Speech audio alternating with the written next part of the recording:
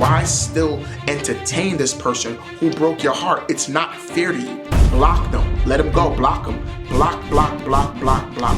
What your ex is doing and who they're doing it with is none of your business. You have to understand is that you can't jump from relationship to relationship trying to find love in other people. You're responsible for healing yourself and putting yourself back together. So my advice to you, hey family, welcome back to my YouTube channel where we inspire, grow, and heal together. I'm your host, Keishorne Scott, and I'm excited to bring something insightful and impactful to your life. All right, so before we jump into it, please don't forget to like, subscribe, and comment so you can never miss a video. So today we're going to jump in to 3 of the biggest post-breakup mistakes that people make. Number 1, jumping into another relationship too soon. Jumping into a relationship too soon, right after you got out of a breakup, can create emotional baggage, right? It could be hurt because you're not fully healed from that breakup. You're not fully healed from that traumatic experience, right? From that divorce. You're not fully healed and you need time to process your hurt. You need time to get your life together, right? To learn your lessons, the mistakes that you made. One of the biggest things that you have to understand is that you can't jump from relationship to relationship trying to find love in other people. And I find that a lot of people, they jump from relationship to a relationship to find love, right? To pretend they weren't hurt, right? To see if they can find a rebound or someone else to kind of make it feel as if they are worth it, right? Or they weren't a problem, right? Like their ex was the problem. When you jump from relationship to a relationship, you don't find time to process what you've been through. Say you've been through a 2-year relationship or a 3-year, 4, 5-year relationship, and you jump from relationship to relationship, you really never have time to kind of process what went wrong or what went right. What was my mistake, right? What I didn't like, right? What I did like. Why was I hurt, right? Why did they react the way they reacted, right? What lessons am I learning so I can bring into a new relationship? Sometimes what people do when you jump from relationship to relationship is you bring old pain, right, or past hurt into a new relationship with a new partner. And that's not fair to the new partner that you're with, right? They want to experience love. They want to love you. They want all of you. They don't want to hurt you. They don't want to rebound you, right? They want the part of you that's healed and happy and ready to receive and give love in a healthy way. It is very unhealthy to bring all your emotional baggage, right, your mental baggage to a new partner in a new space and expect them to help you unpack these things. We don't know where this person came from. We don't know how long it took them to heal, if they came out from a toxic or unhealthy relationship. But we're pushing all these baggages on them because we want to create a safe space for our pain, right? But a safe space is actually being by yourself, healing, right? Just you, God, your pen, your paper, going to therapy, talking to people who can help you heal or unpack, right? Those baggages, unpack those hurt. You know, a lot of times we want other people to unpack the pain we either cause in relationships or we cause in ourselves or we got from someone else, right? But we have to understand that people aren't responsible for healing you or putting you back together. That's a you job. You're responsible for healing yourself and putting yourself back together, along with the help and the support from God, therapists, going to Bible study, finding other people in your circle who can give you the right information, right? Because we have to understand something. Information changes situations. And when you go from rebound to rebound, you're going to end up breaking other people's heart. And that's unfair. That's unfair and that's selfish. That you rather not heal, but jump from relationship to find love in other people or find healing in other people, but breaking hearts as you go by. We also have to understand that when we try to unpack these emotional pain, right, this hurt, we have to understand that when we go from rebound to rebound, from people to people, person to person, it actually distracts us from the real work. It actually distracts us from the real emotional work we're supposed to be doing. And a lot of people, we like to cause distractions because we really don't want to deal with the reality that we're hurt. Our heart is broken, right? We're crying. We're in an unhealthy state. We're broken. And I get it. A lot of times it's very difficult to admit that you're broken, that something's wrong. I can't eat. I can't sleep. I can't breathe at night. So I need to find someone else to be my peace, to be my comfort. And we find those things in other people. We find them in drugs, alcohol, sex. It could be anything else that we're finding these things in. And what we have to understand is that we have to steer away from the distractions and kind of get to the real work, right? And the real work will bring us to the real root of the problem so we can heal and be a healthy person, so we can give and receive love in a healthy way for our next partner. I don't believe that our new partner should bear the weight of your healing and your pain, right? Because you chose not to handle it. Let me tell you a quick story. I had a friend who recently got out of a breakup, right? And started dating a guy right after. She started dating a guy right after she got out of a 5-year relationship. And she started comparing this new guy to her ex. And it was unfair to him because you can't fully love or invest, right, into someone and get to know them and put effort into that relationship, comparing your ex or your new guy to your ex. That was unfair to him and unfair to the relationship. And she started feeling worse. Imagine trying to love someone, but comparing them to your past. How can you fully be present in a relationship to give and receive love in a healthy way? How can you show up, all of you? How can you show up to give someone, all of you, comparing this person to your past or to your ex? How do you think that makes the other person feel? Right? And she was devastated. She was devastated.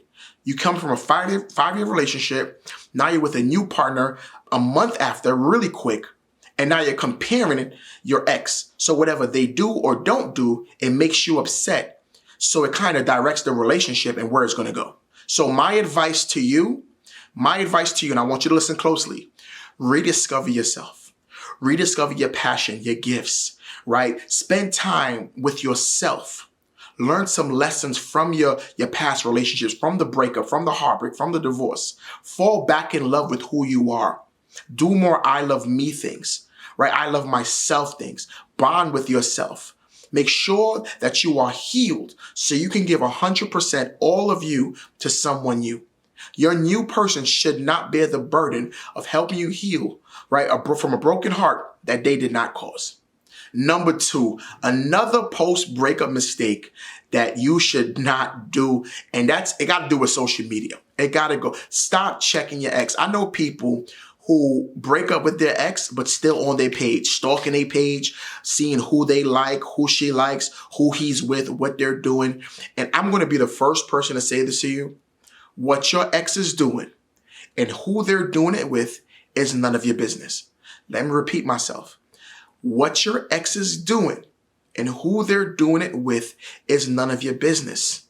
All right? Don't allow social media to kind of hinder your healing process, to hinder your healing, to hinder your drive, your goals, your efforts, where you want to be, your self-discovery. A lot of times we'll find ourselves seeing who's liking our ex's posts, right? The amount of likes that they're getting from this one person, is he or she seeing them, right? Is that the person that they left me for? And it will put your whole entire life into a whirlwind. And what we have to understand is that checking your ex's social media page prolongs your emotional attachment. You will have so much emotional attachment to them. It will own your life. I promise you that. When I was going through my breakup back in 2010, right? I know it was a long time ago, right? I'm healed, happy, and blessed. But when I was going through, I was checking her social media page religiously. All it did was bring more pain. I'm trying to figure out who she's doing, what she's doing. If she's out, she's having fun without me. She doesn't love me. I don't love myself. And all these thoughts start going in your mind. Like, what are they doing? Who they're doing it with? Is this person better than me? Does he look better than me? What does he have that I don't have? And you start comparing your life to someone that you don't even know, rather than healing and start to live your best life and doing what's best for you. And the goal after breakup is to heal so you can grow, so you can live your best life and you can be whole for someone else. Because what we don't want to do is get in a relationship for people to complete us. We want to get into a new relationship so people can complement us. We need to understand that, right? So checking your ex social media page, we have to avoid that. Get off their page, get off their Instagram, Facebook, all that stuff. And that also includes texting, right? Hey, big head, how you doing? What you doing? We got to avoid all conversations, because if this person truly broke your heart, right, and it hurts and you're trying to heal from this person, why pick at the wounds? Why still entertain this person who broke your heart? It's not fair to you. It's not fair to your future. It's not fair to your happiness. It's not fair to your joy, right? It's not fair. So you have to get to a place where you're emotionally and mentally strong. Block them. Let them go. Block them. Block, block, block, block, block. I can tell you, that's the triple B's, all those words. I need you to block them. And it's not being selfish. People say, oh, you blocking them. That's a little too much, right? Why are you going so hard? Why are you blocking them for? You got to protect your mental health and your peace. You have to protect your heart. And sometimes out of sight is out of mind. And if you're really focusing on your life, your goals, your heart, and healing, then blocking them is doing you a favor. All right? And one more thing before I switch off to the next one. Stop posting subliminals. All right? A lot of times when we're hurt, I get it. I used to do it. You post subliminals all day, all night. Stop posting subliminals and sad quotes. This is the season of your life. You get strong, you get better, not bitter. You get hungry, you're happy. You chase your goals, you chase your dreams. After a breakup, it's supposed to develop a better you, a stronger you, a happy you, a loving you, a caring you. And that's what we have to do, right? That's your goal. That's your goal. So if you have to block, delete, get this person out of sight, out of mind, do that. Because all it does is protect your peace and it protects your heart. Number 3, staying in contact with your ex. Staying in contact with your ex creates a false hope, right? Like things might work out, that I might find closure, right? That's a false hope. You have to avoid that at all costs. That is a huge mistake. If you're really trying to heal, if you're really trying to do better with your life, cut off contact, because all they're going to do is tell you false lies and delay your healing process. It creates hope that things might work. You might get back together. Things might change. And if that's true, at least give it time to marinate. At least give it time to work. At least give God time for it to work. Let God show you that this person is for you or they're not for you, right? Stop trying to force love out of empty people and empty feelings. If the relationship is done and it ended, at least take time to breathe and figure out what you want to do. If the relationship was for you or it wasn't. Was I happy or I wasn't? You see, the problem is a lot of people, they get out of relationships, especially unhealthy relationships, toxic relationships, and they still stay in contact with their ex. Because if someone broke up with you, you still want to have contact with them because you still have feelings, right? Because you didn't see nothing wrong with them. They thought something was wrong with you. So you're going to consistently seek closure or have hope that they'll see that you're beautiful again, or you're amazing, or you have value, or you're worth it, when you were worth it all along. Or you may have things in you that you have to change to do better and become a better person. That's why you have to go through with the no contact rule, right? You have to preserve your independence. You have to preserve your independence. And you have to understand that healing doesn't require contact, right? You don't have to. It's like I'm trying to heal myself from someone who broke my heart, but I'm still talking to this person every day, right? That can't coexist, right? Because on one end, oh my God, I'm independent. I want to heal. I'm strong. But on the other end, I have hope. I believe we might work again. No contact. I promise you, when you go no contact, and it's hard, it's easier said than done. I get it. But what you do is that you put yourself in a whole new category of strength, right? Of value, of worth, of honor. And the person you're going to become out of this is a person that's unrecognizable to you right now, because the person that you're meant to be, the person that you are right now is guarded by so much pain, but the person that you're meant to be is going to be so beautiful, right? So amazing, so strong, so resilient, right? That's the word I'm looking for. Resilient, right? That's who you're going to become. But you can't become that version of yourself still holding on to people who didn't love you, to people who didn't care about you, to people who told you that they didn't love you anymore, to people who lied, betrayed, and cheated on you. That's what your ex did, right? So what I need you to understand is that victory lies in those who choose themselves, right? To heal, to do better.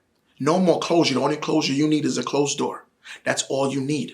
And let me give you a quick story, right? A client of mine used to still text her ex frequently, right? Frequently. Not about the relationship, because he cheated, he lied, he left, the relationship was done, but she still texts him.